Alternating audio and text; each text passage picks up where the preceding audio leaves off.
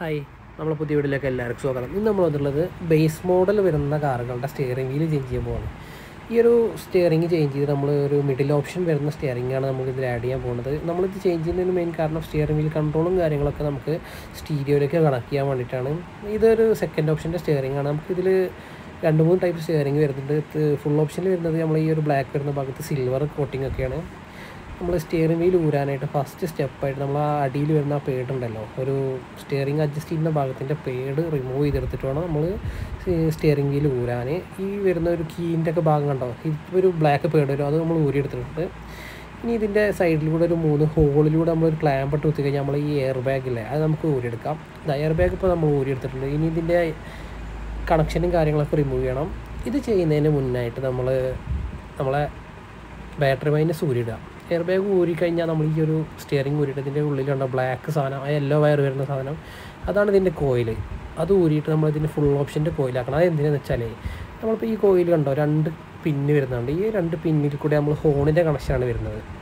നമ്മളിപ്പോൾ full ഓപ്ഷൻ്റെ add ചെയ്ത് കഴിഞ്ഞാൽ നമുക്ക് 6 പിന്ന് വരും. 6 പിന്നിലൂടെ 2 പിന്ന് നമുക്ക് വരുന്നത് സ്റ്റിയറിംഗിൻ്റെ കീ 1ഉം കീ 2ഉം, പിന്നെ ഒരു എർത്തും പിന്നെ പാർക്കിൻ്റെ കണക്ഷനുമാണ്. നമ്മൾ പാർക്ക് ഇട്ട് കഴിഞ്ഞാൽ നമ്മളെ സ്റ്റിയറിംഗ് വീലിൽ ഒരു ലൈറ്റ് വരും, അതിനുള്ള കണക്ഷനാണ് വരുന്നത്.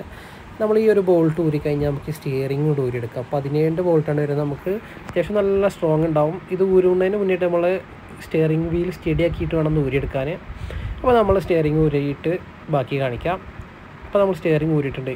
ഇനി നമുക്ക് ഈ കോയിൽ ഊരിയെടുക്കണം. അപ്പോൾ നമ്മൾ ഈ യെല്ലോ ഇത് വരുന്നത് നമ്മൾ ഊരിയിട്ട് ഫുൾ ഓപ്ഷൻ്റെ ടൈപ്പ് വെച്ചിട്ടുണ്ട്. നമ്മളിപ്പോൾ ഫുൾ ഓപ്ഷൻ്റെ വെച്ചിട്ടുണ്ട്. അതിന് നമ്മളൊരു നീല ക്ലാമ്പ് ഉണ്ടോ, അതാണ് നമുക്കത് ഡിസ്കണക്റ്റ് ആക്കി എടുക്കണം. ഇത് ഫിറ്റ് ചെയ്തതിന് ശേഷം ഇപ്പോൾ നമ്മൾ സ്റ്റിയറിംഗ് ഒക്കെ ഫിറ്റ് ചെയ്ത് കഴിഞ്ഞിട്ടുണ്ട്.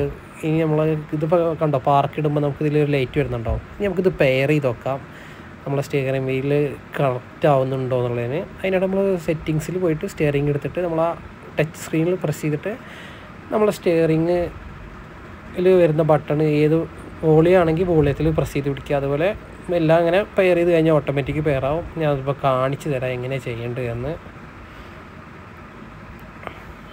അപ്പോൾ നമ്മളെല്ലാം ചെയ്തിട്ടുണ്ട്. നമുക്കിതിൽ എല്ലാ ഓപ്ഷനും കിട്ടും. ഫുൾ ഓപ്ഷനിൽ വരുന്ന മാതിരി എല്ലാം നമുക്ക് പെയർ ചെയ്യാം. ഇതിങ്ങനെ പ്രസ് ചെയ്ത് കൊടുത്താൽ മതി. അപ്പോൾ നമ്മളിപ്പോൾ ടച്ച് സ്ക്രീനിൽ നെക്കിയിട്ട് അതേപോലെ ഇതിൽ വരുന്ന ഭാഗം പ്രസ് ചെയ്യുക. അപ്പോൾ കണ്ടോ വോളിയം കാര്യങ്ങളൊക്കെ കറക്റ്റ് പെയറായി വന്നിട്ടുണ്ട്. ഇത്ര വളരെ സിമ്പിളായിട്ട് നമുക്കിത് ഫിറ്റ് ചെയ്തെടുക്കാം. ആർക്ക് വേണമെങ്കിലും നമുക്കിത് ഫിറ്റ് ചെയ്യാം. ആർക്കെങ്കിലും ഡൗട്ടും കാര്യങ്ങളും എന്തെങ്കിലും ഉണ്ടെങ്കിൽ നമ്മളെ ഇതിൻ്റെ അടിയിൽ ഇത് ഫിറ്റ് ചെയ്യേണ്ട കാര്യത്തിൽ ഡൗട്ട് ഉണ്ടെങ്കിൽ നമുക്ക് കോൺടാക്ട് ചെയ്യാം. ഇനിയിപ്പോൾ ഫിറ്റ് ചെയ്യണമെന്ന് വണ്ടിയിൽ ഫിറ്റ് ചെയ്യണമെന്നുണ്ടെങ്കിലും നമ്മളായിട്ട് കോൺടാക്ട് ചെയ്താൽ മതി. നമ്മൾ ഈ സൈറ്റിൽ വന്നിട്ടോ അതല്ല നമ്മുടെ ഷോപ്പിൽ വന്നിട്ടോ എവിടെ വന്നിട്ടാണെങ്കിൽ നമുക്കിത് ഫിറ്റ് ചെയ്ത് കൊടുക്കുന്നതാണ്.